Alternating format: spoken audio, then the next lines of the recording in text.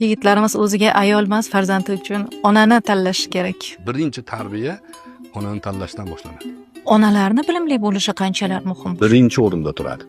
Chunki misol uchun maktablar ochilsin, institutlar ochilsin, ustozlar ko'paysin, lekin farzand oilaga qaytib kirib keladi-ku kechqurun.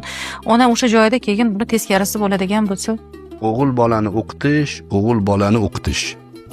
Qiz bolani o'qitish millatni o'qitish hisoblanadi. Qiz bolani o'qitsangiz, butun boshli millatni o'qityapman deyvering. Qizlarini o'qitmagan millat kelajakda savodsiz avlodga duchor bo'ladi. Bu oqibati yaxshi emas.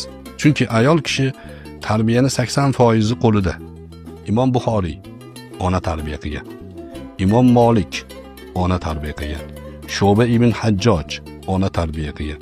Imom Navoiy ona tarbiya qilgan. Imom Shofiy ona tarbiya qilgan. Qarasangiz, aksar ulug' odamlarni dadalari yoshligida o'tib ketgan, yetim bo'lib qolgan, ona tarbiya qilgan. Ona zo'r bo'lsa, zo'r avlodlar chiqadi. Shuning uchun bo'ydoqlarga ham shu tavsiya. Yaxshi axloqli, ilmli kelin qidirish kerak. Tarbiyani yarmini bajargan bo'ladi. Qolgan yarmiga o'zi harakat qiladi. qizlarimiz ham xuddi shunaqami?